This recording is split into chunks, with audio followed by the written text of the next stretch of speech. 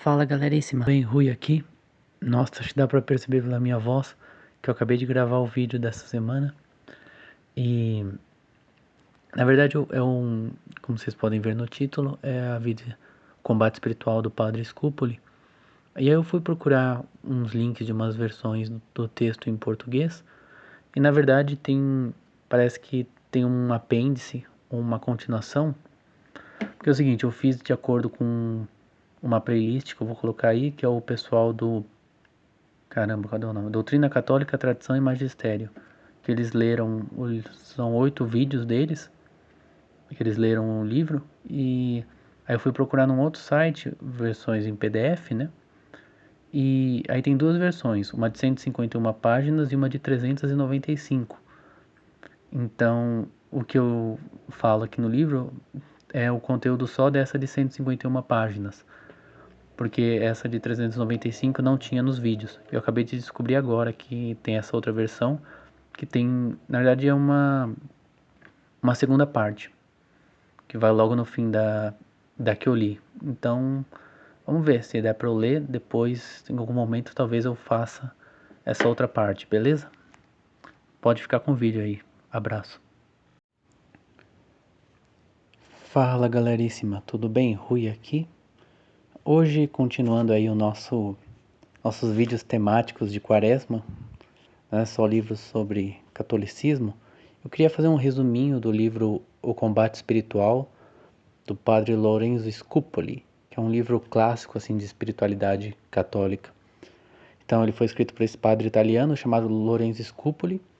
Ele era de uma ordem lá, acho que no Brasil a gente chama de Ordem de São Caetano, ou ele foi discípulo de um santo mesmo, assim, de um cara que era santo, mas eu não lembro o nome, desculpa, mas ele não era santo, mas ele conheceu um cara foda.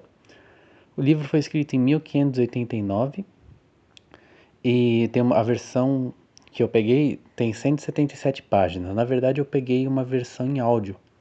Demora umas 4 horas e meia. É uma leitura feita pelo pessoal do Doutrina, Magistério e Tradição Católica. Eu acho que é esse o nome do canal. É um dos canais que está na minha seção de canais em destaque. Se vocês clicarem dentro do meu canal, em canais, vai ter lá esses caras. É o mesmo que eu usei que depois eu recomendei as leituras da Quaresma de São Tomás de Aquino. Então, vamos agora para a parte do livro mesmo. O livro, eu não consegui encontrar informações, mas parece que ele é dirigido a uma mulher, assim, eu acho que é alguma pessoa, alguma freira, talvez, alguém conhecido dele, uma filha espiritual, talvez, por assim dizer, deve ter escrito para ele pedindo algumas dicas, assim, e ele deve ter escrito e depois aproveitado e publicado o livro. Porque ele sempre fala assim, ó filhinha, não sei o que, minha filha, faça isso, minha filha não faça tal coisa, sabe? Então tem esse tom um pouco pessoal, assim, mas isso não atrapalha o livro, assim. E também ele sempre que vai dar um exemplo, é quase sempre sobre paciência. Provavelmente porque essa pessoa deve ter escrito para ele perguntando sobre paciência. Então serve para todo mundo, claro, mas em especial para quem está querendo saber mais sobre paciência. Para você vai ser um livro excelente. Então os capítulos são curtinhos e tem muitas orações e meditações, assim. Então tem coisa que reflita sobre tal coisa quando você estiver em tal situação, tal. Eu imagino que nas versões impressas talvez esteja separado, né, o texto. Tipo, você tem o texto normal e essas meditações ou orações um pouco mais longas, seria legal se tivesse separado, porque aí você pode achar elas mais rápido, né? Então acho que é bom você, quando eu vou fazer isso quando comprar o livro, texto tentar deixar marcado, né, tipo com aqueles post-its assim, porque é coisa para você usar sempre, né, e ir repetindo ou voltar naquela meditação, mas eu não coloquei em detalhes aqui porque não cabe pra gente, né? E também eu não posso falar o livro inteiro aqui porque vocês também têm que ler vocês, né? Então, o grande tema para mim do que eu tirei do livro é a questão da humildade e a desconfiança de si mesmo. Ele começa o primeiro capítulo falando que as pessoas se confundem usando as obras como fins e não como meios. Então ele fala, olha, o pessoal acha que a vida espiritual, você ser santo, é ir muito na missa, fazer muito jejum, muita esmola E lógico que isso tudo é bom, né? Ele deixa claro, mas as pessoas tomam isso como fim, como sendo que isso é um meio. Então ele fala o coração, quer dizer, você faz as obras, mas você não toma conta do coração, o coração fica abandonado ao demônio, que nos dá deleite nessas práticas e orgulho. Então o orgulho que a gente fica falando, nossa, olha, eu faço muito jejum, eu sou muito santo, olha só como eu sou foda.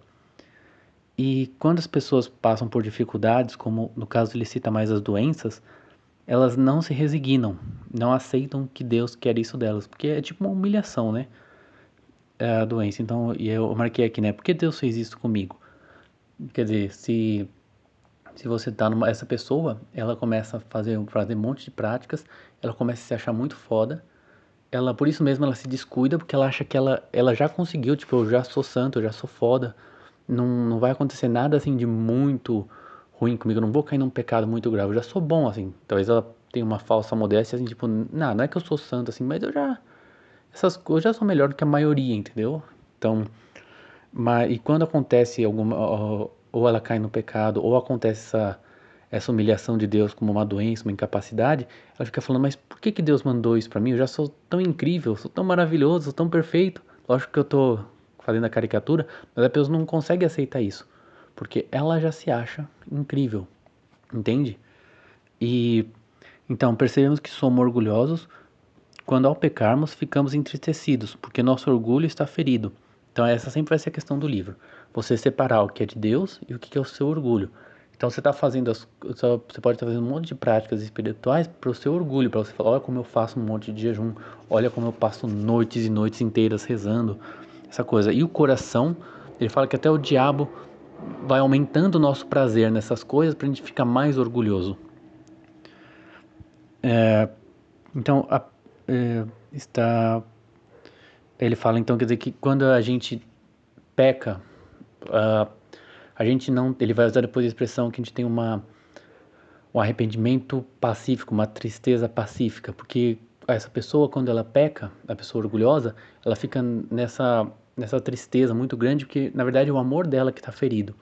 E a pessoa que é humilde, que ela reconhece que ela está fazendo as coisas por Deus, ela fala, cara, não que ela não ligue pro erro. É claro que ela sabe que o que ela fez é muito ruim, que isso fere a amizade com Deus, que isso merece o inferno, que isso é algo que ela não pode fazer, mas ela fala assim: não, mas eu só sou capaz disso mesmo, de mim não vem coisa boa.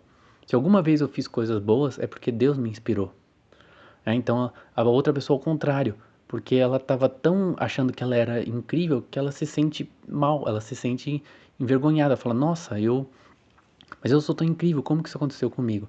A pessoa que é humilde, ela fala assim, não, olha, Deus que me deu, que por algum motivo, agora eu não tô mais, eu caí em algum pecado, mas na verdade, de mim só vem isso. Então eu confio em Deus que vai me ajudar, mas eu por mim, eu sei que só vem coisa ruim de mim. Então isso é um ponto muito importante do livro. Aí, a partir daqui a coisa vai ficar meio solta, né? Não vai ter muito uma linha de raciocínio muito direta, mas ele fala que a fraqueza e a inquietude que segue ao consentimento do pecado não são uma virtude, mas orgulho ferido. Então, quer dizer, a pessoa que comete um pecado, depois não, bora voltar, continuar se esforçando, né, para buscar o bem. Mas quando a pessoa é orgulhosa, ela vai sentir, como é que ele fala, cansada, vai se sentir desanimada, né? Então ele dá as 4 armas para a gente crescer no combate espiritual, que são a desconfiança de si, a confiança em Deus, os exercícios e as orações. Para desconfiar de si mesmo, aqui vai começar as meditações, né? Considerar o quanto és vil e incapaz de entrar no reino dos céus, perder a virtude da humildade com fervor, desconfiar dos seus juízos, ter consciência da inclinação ao pecado e que os inimigos são muitos e podem transformar-se em anjos de luz para enganar-te. E quarto, aproveitar as quedas no pecado para conhecer nossas fraquezas. Então, quando você cai no pecado, né, você fala, bom, Senhor, que pelo menos disso eu consiga aprender uma lição de humildade, né?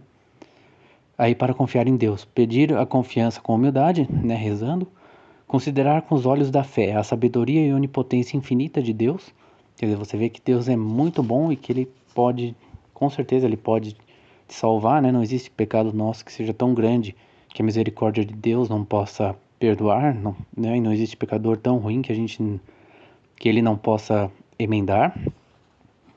Recordar como a Escritura promete que os que esperam em Deus jamais serão confundidos. É sempre muito bom você ler a Bíblia, né? Tem às vezes uma frase assim, mas mesmo com as traduções, mesmo depois de tanto tempo, elas são muito fortes, né? Invocar Deus antes de fazer qualquer coisa, por desconfiar de si mesmo. Então agora acho que ele vai falar da razão e da vontade. Primeiro, a corrigir alguns erros da razão, que é a ignorância e a curiosidade. Então, rezar e exercer o julgamento correto. Ele fala, exercemos o julgamento segundo o Espírito Santo se deixamos a vontade livre, desapegada aos sentimentos que atribuiríamos às coisas. Então ele quer dizer que a gente já, às vezes antes da gente conhecer as coisas, a gente raciocinar e poder conhecer o que Deus quer, né? A gente já tem uma emoção, assim, tipo, gosto disso, não gosto, isso aqui é bom. Então você tem que parar, porque não que ele usa a expressão a vontade livre, mas não que é para você fazer o que você quer. É justamente para você poder parar. Não sei. Aí você começar a pensar. Mas será que Deus quer isso aqui? Né? Ou, por exemplo, você fala assim, assim, sei lá, eu quero, isso também vai aparecer depois. Mas isso aqui é um exemplo meu, tá? Você fala, cara, eu queria uma mesa de sinuca em casa. Mas será que Deus quer isso? Tipo, que diferença que faz, sabe? Para Deus. Não muda em nada na sua vida. Assim, não é um negócio assim importante que vai ser muito bom, né? Então, desapegarmos dos sentimentos. E ele fala que a soberba do intelecto é pior que a da vontade. Depois, renunciar às coisas que, apesar de lícitas, não são necessárias. Querer saber apenas de Cristo ressuscitado. Então, quer dizer, você corrige dois erros da razão. Um é a ignorância. Então, você, mantendo a vontade livre dos sentimentos, você consegue julgar corretamente o que Deus quer. E a outra é não ficar prestando atenção em coisas desnecessárias, que seria então corrigir o erro da curiosidade. Então, quando a oportunidade de uma boa obra aparecer, não fazê-la sem antes julgar o que nela vem de Deus e o que vem do seu amor próprio. De novo, esse tema, né? Agora vem um negócio bem legal. Há no homem duas vontades. Uma que ele chama de inferior, que é as paixões, e a superior. A superior ele fala que é a que a gente realmente se refere quando a gente diz que alguém quer alguma coisa. Então, é essa razão, essa vontade superior, ela está sempre sendo golpeada, tanto pela vontade inferior quanto pela vontade divina. Quer dizer, ela tá ali no meio e está sempre a vontade inferior tentando puxar você para um que é material, para o pecado, para as emoções, e a superior que está tentando puxar você para Deus. É bem interessante que parece muito a teoria do Freud, né, de ego, superego, id. Bem engraçado nesse sentido, mas então não cair nas tentações, né, a primeira coisa que tem que fazer, mas depois isso é bem interessante. Você tem que excitá-las de novo para reprimi-las de novo com maior força e fazer isso uma terceira vez, exceto com os apetites, que ele chama de apetites desordenados da carne. Se eu não me engano é coisa sexual, né? Acho que esse que é o nome, mas ele fala que o demônio, quando ele vê que a gente vai avançar contra uma paixão, ele extingue na gente. Eu não sabia que demônio tinha poder de fazer isso, mas ele meio que, acho que sim, né? Porque ele pode tentar a gente com qualquer coisa, né? Mas ele meio que faz a gente extinguir essa paixão, porque a gente não fica tão bom em vencer ela, sabe? Por exemplo, se ele ficasse muito... Que a virtude é um hábito, e o hábito vem pela repetição. Então, se você vencesse ela direito, tipo, até o final, você teria uma vitória muito grande. Então, ele para, começa uma outra, mas se você está indo bem nessa outra, ele para. Então, assim, você nunca tem uma vitória definitiva. Por isso que ele fala esse exercício de você como que reacender esse pensamento, essa tentação, para você vencer ela de novo e de novo, para fazer uma vitória meio que definitiva, assim. Ou mais completa, porque definitiva é uma palavra muito forte, né? Quando passamos por dificuldades, devemos sempre pensar se somos responsáveis por termos causado esse problema, se Deus está nos punindo ou, ou que não entra no céu, ninguém entra no céu sem muito esforço, e pensar na alegria de Deus em nos ver praticar as virtudes. Porque para a gente ter a humildade e aceitar o que Deus manda pra gente, a gente sempre faz essa meditação. Por exemplo, se eu estou sofrendo alguma coisa, primeiro, será que fui eu que causei esse problema? Ou, tá, não é minha culpa, né? Porque se fosse já seria mais fácil de aceitar. Não, fui eu que causei esse problema pra mim mesmo. Mas não é. Então você fala, bom, talvez eu tenha uma outra coisa que eu fiz e que Deus está me punindo por isso. Então é mais fácil de aceitar.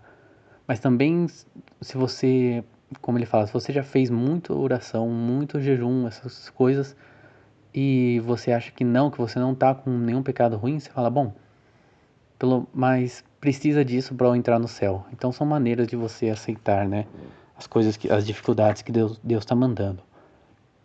Aí recolher-te em teu próprio coração e discernir quais os afetos predominantes e qual o defeito principal. Isso é porque você não deve sair combatendo qualquer vício e nem exercitar qualquer virtude. Você deve partir para aquele que é mais. Eu tô vendo aqui se eu não coloquei de trás para frente as minhas anotações, mas não, acho que tá certo mesmo. Você não deve exercitar qualquer virtude, você deve pegar aquela que é principal e trabalhar nela. Senão você vai na mais fraquinha, que é a que é mais fácil assim, e também é a que menos atrapalha você. Então você, na verdade, você foge do combate, né? Você foge para um combatezinho mais fraco, você está sendo omisso, né?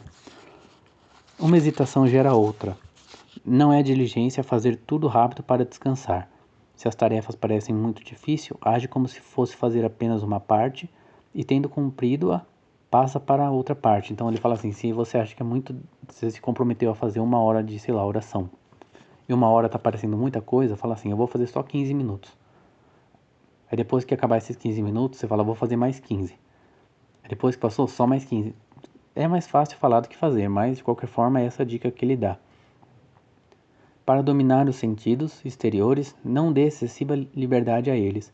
Pensa que o valor das coisas vem de Deus. Imagine o objeto como um nada e Deus como infinito. Isso tem me ajudado bastante, assim, sempre que vê uma coisa boa, você fala assim, não, isso aqui, eu imagino, sabe aqueles vídeos assim que é o sol, aí vai vindo uma estrela maior e uma maior que a maior, sabe? Eu meio que penso assim, tipo, esse objeto aqui é um nadinha. Você fala, eu pensei, obrigado Deus por ter feito tal coisa que é muito boa. O Senhor é muito melhor, porque é por causa do Senhor que tem essa coisa. Então isso me ajuda bastante, assim, porque você muda o foco da atenção da coisa para Deus. Podemos usar os objetos sensíveis para nos lembrar de Deus. Exemplo, as gotas da chuva nos lembrando as gotas de sangue de Cristo. Isso é porque, mesmo em geral, você não tem que ficar sendo muito ligado aos sentidos. Então, qualquer coisinha que aparece, você já pensa em Deus. Qualquer coisa que te chama muito atenção, muito bonita, você já tem que voltar a mente para Deus, para você não usar os sentidos, mesmo que não seja, não é só assim, eu tô comendo um negócio muito gostoso, isso tá me lembrando, eu tô sendo guloso, não, é qualquer coisa, ainda que seja lícita, né, você não ficar muito tempo nela. Por isso que ele fala não ficar pensando em coisas lícitas e que não sejam necessárias. Porque você pode pensar naquilo, não é pecado, mas seria melhor se você pensasse numa outra coisa que é boa, sabe? Por que você está perdendo seu tempo com algo que é indiferente? Sendo que você poderia pensar em algo que é bom, sabe? Seria basicamente isso. Então, podemos usar assim, se ao olhar para o sol, lembra que a sua alma é mais bela e brilhante que ele, se ela está na graça do Senhor. Não julgue, mas também não imite quem fala muito de si mesmo, ainda que para se acusar e com humildade. Fala o mínimo possível do próximo e sempre favoravelmente. O silêncio é uma grande fortaleza no combate espiritual. Aqui, ó, lamentar o pecado com dor pacífica. Compadecer-se de qualquer pecador, porque com dor pacífica, porque você sabe que tipo é a sua natureza. Você sabe que tipo, olha, Senhor, é errado, tal, mas de mim só vem isso mesmo. Você se preocupar muito assim, é porque você achava que você era muita coisa, sabe? Você já estava se achando demais, por isso que você está muito triste. Se você tem a humildade, você sabe que você é assim mesmo. E aí, só que você tem que ter confiança em Deus, claro, senão você entra em desespero. Essa é uma regra, né? Você nunca olha para sua podridão sem pensar em Deus, senão você entra em desespero. E você não pensa na misericórdia de Deus sem olhar para os seus erros, senão você fica muito orgulhoso, né? Confiante, você tem a pretensão de que é muito fácil se salvar. E também compadecer-se de todo mundo, porque você tem que sempre pensar que podia ser você. E não é seu mérito você ser, entre aspas, melhor do que o outro. Você nem é melhor, é que Deus te deu por algum motivo a graça de agora estar agindo melhor do que o outro. Então, você se compadecer sempre do outro, que pode ser você. E acho que até ele fala assim que, isso não anotei, mas acho que ele fala, olha, se você, ou é outra pessoa que diz isso, que diz, se você se acha muito melhor do que o outro, Deus vai fazer você pecar e fazer o mesmo pecado do outro, só para você aprender. Então é complicado. Qualquer inquietude desagrada a Deus e é sinal de amor próprio, então calma sempre. Principalmente a gente está vendo que é muito importante você saber discernir o que é seu amor próprio e o que é Deus. Então você tem que ter muita capacidade de enxergar a si mesmo e você precisa de muita quietude, de muita calma. Não abrir o coração a nenhum outro desejo novo sem antes entregá-lo a Deus de livre vontade. Então assim, ele quer que você modere muitos desejos, tipo até coisas lícitas. Então sei lá, eu quero fazer uma viagem, nossa, você fala assim, tá, mas Deus quer que eu faça essa viagem? Tipo, é fundamental para mim eu fazer essa viagem? Tipo, não tô dizendo para você não fazer viagens, mas pelo menos você entrega para Deus assim, tipo, olha, o senhor quer fazer essa viagem, e se o senhor achar que é bom, me dá uma força aí, me ajuda a fazer com que tudo dê certo, mas também se o senhor achar que não devo, boa. Pelo menos eu entendo assim, talvez seja algo até mais radical, né? Que também a gente não sabe para quem foi escrito isso, talvez para uma freira, para alguém que tenha por dever de Estado se dedicar mais a vida espiritual. Parece que é porque ele cita várias vezes o diretor espiritual e quem é religioso acho que tem mais acesso ao diretor espiritual, embora quem não seja religioso, né, leigos também podem ter acesso, embora seja difícil. Mas ele cita muito a questão dos superiores, ele não fala muito de família, assim, não fala de filhos, então acho que é mais para alguém que vive uma vida religiosa.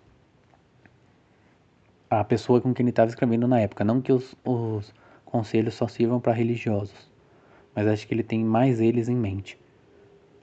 Então, só receber os remorsos se eles nos tornam mais solícitos.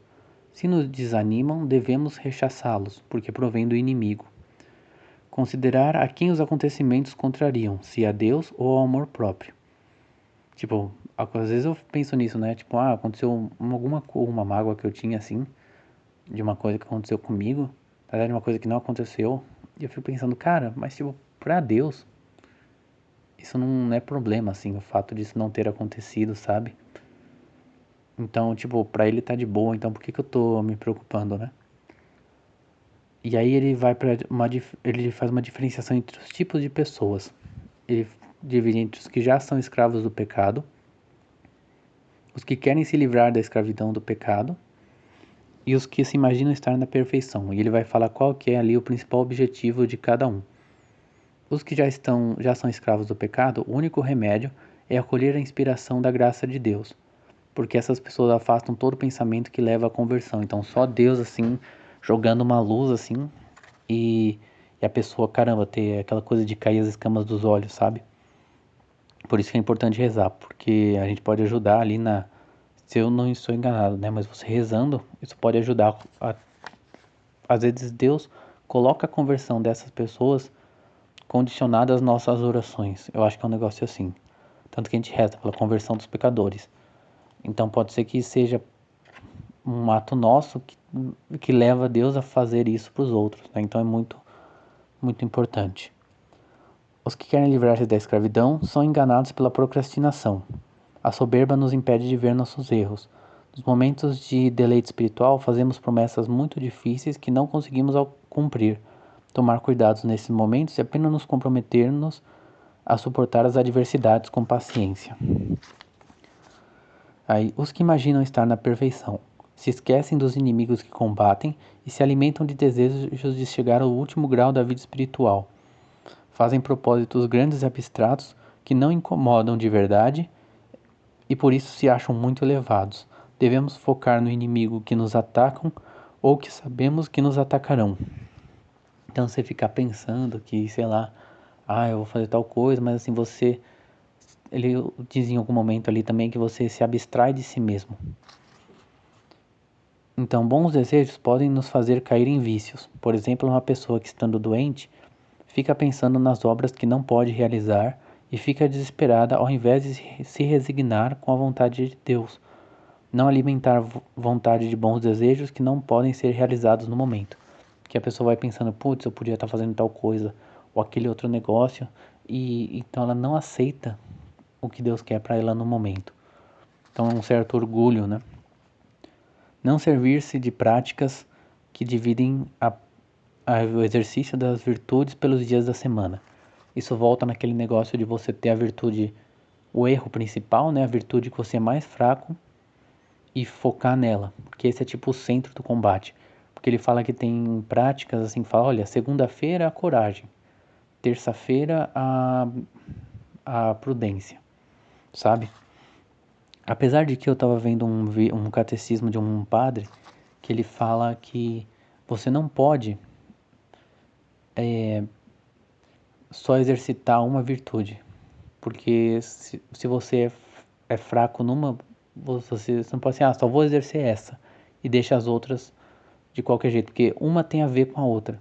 Só que o Padre Scupoli diz exatamente a mesma coisa, que quem exerce bem uma virtude exerce as outras, né? E o outro, quer dizer, e o padre disse a não o contrário, mas o inverso. Se você é ruim numa, você acaba sendo ruim em todas. Então fica meio difícil. A princípio parece difícil de conciliar, mas acho que a gente tem que vamos fazer assim, fazer uma diferenciação entre a prática da virtude e o exercício da virtude. A prática seria assim, você agir virtuosamente. Seria assim, a prática seria moderado. Você agir mais ou menos ali, tipo, ok. E o exercício seria você tentar se exceder, você ser muito foda nessa virtude. Então, porque se você é desleixado em todas as virtudes, exceto uma, não adianta. Porque o seu desleixo nas outras vai te atrapalhar na que você está exercitando, na que você está tentando ser muito bom. Mas se você consegue fazer tipo o suficiente em todas e tem uma que você é muito bom, esse ser muito bom numa vai acabar puxando as outras para cima, entende? Porque assim dá para conciliar o que os dois disseram. Que o padre Desculpa ele fala, olha, se você é muito bom numa, isso te ajuda a ser bom nas outras. E esse padre que eu ouvi falava, não, se você for ruim em várias, você não vai conseguir ser bom na uma que você está tentando fazer. Então tem a ver, né? São os dois lados da moeda. Espero que tenha dado para entender isso, mas seria assim, você tem que fazer tipo o suficiente em todas, né? Não ser ruim em nenhuma, mas numa você vai naquela que aquela que é mais difícil para você, você vai tentar ser excelente, porque ela vai puxar as outras.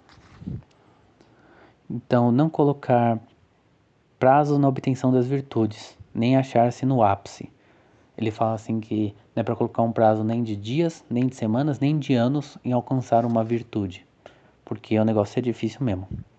Até algumas coisas que, tipo, ele fala assim, olha, quando vem uma dificuldade, você agradece a Deus e você, por exemplo, quando você é humilhado, você busca ser mais humilhado ainda, você busca gostar aquilo, aceitar aquilo e, e ir atrás daquilo. Então você fala, cara, é foda, porque não é um negócio fácil.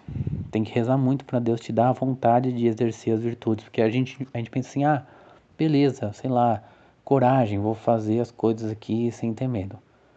Justiça, não vou roubar ninguém, não sei o quê.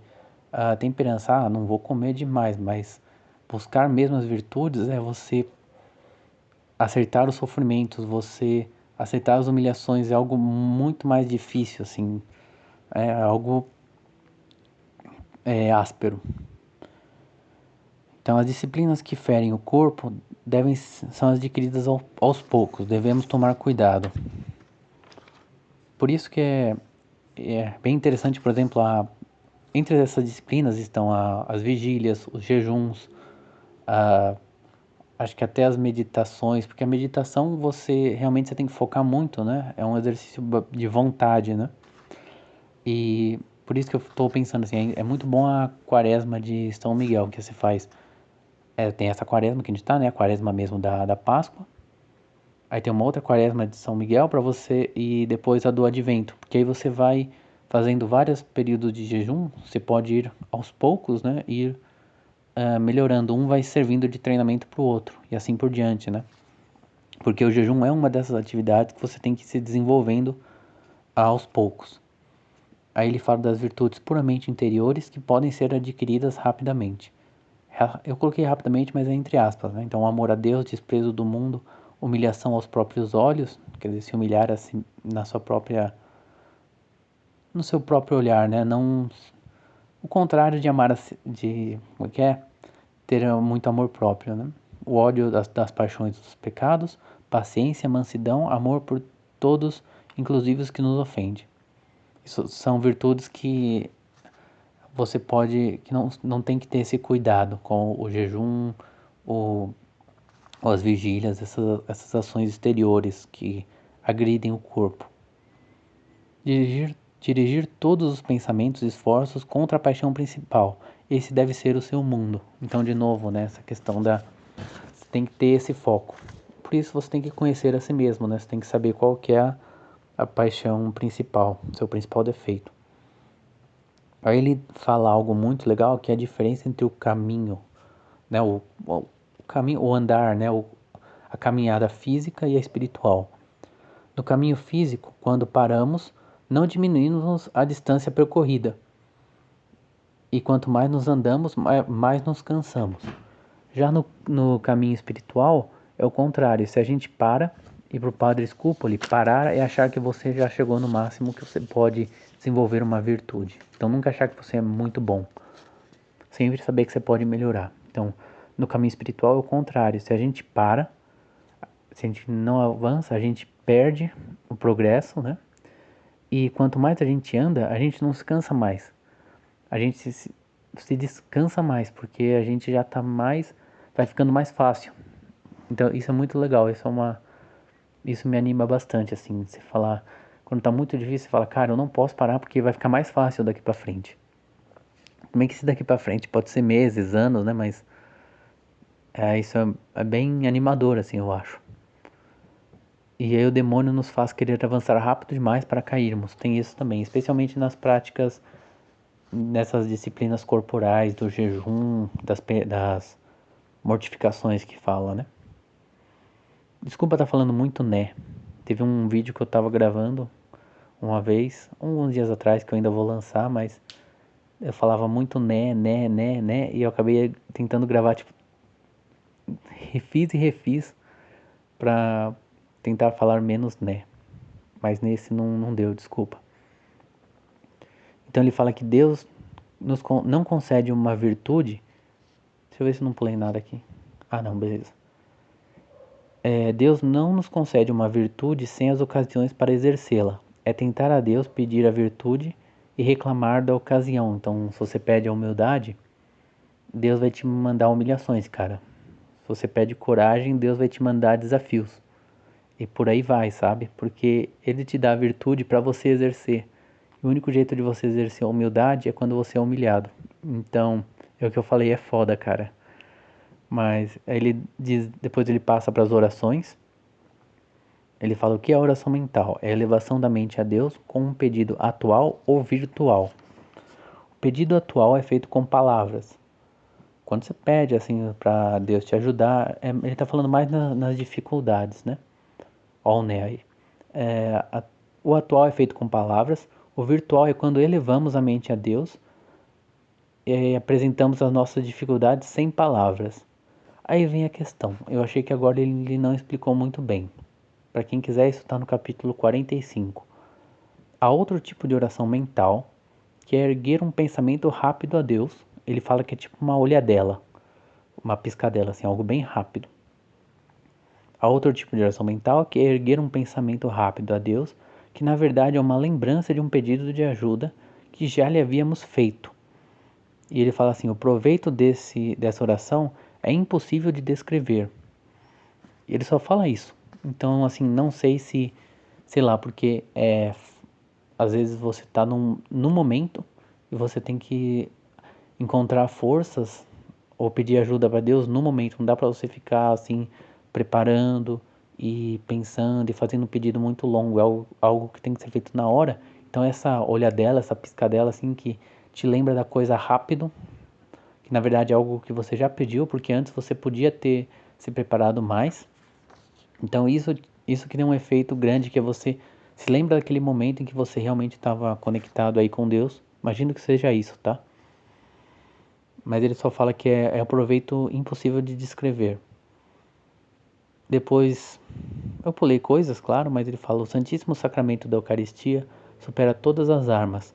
Ele fala que com as outras armas nós lutamos com a força de Deus, mas com a Eucaristia nós lutamos ao lado do próprio Deus, o que é bem legal. E ele fala de você se preparar meditando desde o dia anterior. Fala também para fazer muita comunhão espiritual, que é nesse tempo de pandemia acho que ficou bem comum, né? É uma oração que se faz, geralmente se faz a de Santo Afonso. Creio, meu Jesus, que estais verdadeiramente presente no Santíssimo Sacramento do altar. Amo-vos acima de todas as coisas e desejo receber-vos em minha alma. Mas agora, como não posso receber-vos sacramentado, vinde ao menos espiritualmente ao meu coração. Como se já vos tivesse recebido, vos abraço e me entrego inteiramente a vós. Não permita que eu me afaste de vós. Amém. Mais ou menos assim, caso você não saiba. E ele fala do exame de consciência, que além dos pecados a gente tem que olhar para as causas e a nossa determinação em combatê-las. Que também você não querer combater as causas, ou você não tomar o cuidado necessário, também é um pecado, se eu entendi direito. Ele não entra em muitos detalhes. E pensar muito na morte. Pensar que a morte, pelo que eu entendi, ele acha que é como um desafio final, e que nessa hora vem mais tentação, vem mais desespero, ou porque você acha que você é pecado, ou você pode ter dúvidas de se Deus realmente existe, não sei. Mas ele fala que a morte é uma grande tentação, um, um grande desafio, um grande combate. Não tentação, porque tentação parece que tô falando que é mais de suicídio, né? Mas não, que a morte é um grande combate final e que quem combateu bem ao longo da vida tem mais força para fazer esse combate da morte. Beleza? Então é isso, galera. Espero que tenha sido aí legal. Deu para dar, acho que, alguns conceitos gerais. Como eu falei, é um livro que eu vou comprar ainda, a versão escrita, mas tem vários momentos em que ele fala assim, sei lá, quando você pecar, você reza para Deus assim, Senhor meu Deus, ele dá tipo a oraçãozinha assim, porque ele fala exatamente em quais aspectos você tem que focar, sabe? Para pensando assim na humildade e reconhecendo a confiança em Deus, tal. Então isso eu acho que tem que pegar mais o livro para olhar, porque eu não achei interessante. Seria muita coisa e vocês não vão ficar consultando esse vídeo, né? Poderia fazer talvez um vídeo só com essas orações e tal, mas acho que não. Eu tenho uma edição desse livro em PDF, mas deve ser tipo logo depois que foi lançada. Deve ser a primeira tradução em português, porque é um livro bem antigo, um xerox de PDF, né? Quem sabe eu coloco aí, se eu achar o site, o link de onde eu baixei, eu coloco pra vocês, beleza? Então é isso. Depois eu posto quais vão ser os vídeos ainda dessa quaresma. E valeu, gente. Pode falar aí qualquer coisa, se eu ainda vou tentar melhorar o áudio aqui. Mas se vocês acharam que, sei lá, tal coisa podia ser melhor aí, que ajuda a gente, beleza? Valeu, falou, até mais. Uma boa quaresma.